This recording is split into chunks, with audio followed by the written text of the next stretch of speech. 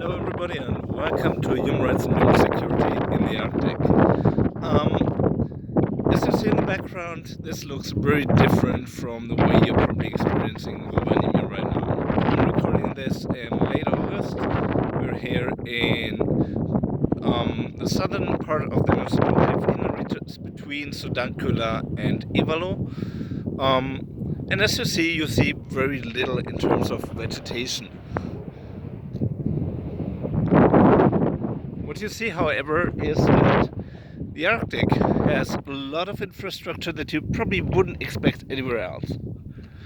Here in the background, what you see there are reindeer fence, so to make sure that reindeer don't easily run over the road, which is basically the main road here in the northern part of Finland.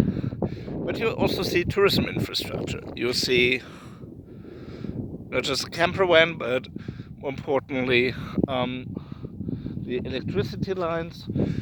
A couple of kilometers in the other direction, you'll see a tourism resort, Sariselkä, and you see that we're already a bit above the tree line here. The tree line is one of the markers for defining the Arctic, and this also shows you how sparse the area is, how rough it is. You probably hear the wind in the background. And this combination of sparse vegetation, but nevertheless with some infrastructure, and infrastructure which is dedicated specifically to the needs of this region. That's something you find in many places of the Arctic. The challenges here, as we're going to see in the next days of the course, in November then, the challenges are unique to the region. But they're shared challenges. So just like the lack of trees, we have different challenges regarding the natural environment.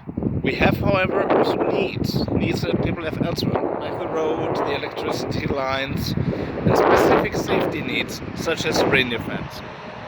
What we're going to discuss are aspects of human security in the Arctic. Security is different from safety. These features you see, like the fence, these are safety features. Safety is, for example, if you have fire extinguishers. Security is if you have a lock at your door. When we talk about security, we no longer just talk about the military or police aspects of security, we also talk about food security. And you see why all of a sudden the fact that there are no trees here or different types of trees becomes important. So in the Arctic, why the protection of reindeer is important, because reindeer are an important source of not just food but also of other income in the Arctic, especially for the indigenous communities here. If we walk a few meters over to a couple of shrubs, you're going to notice something else.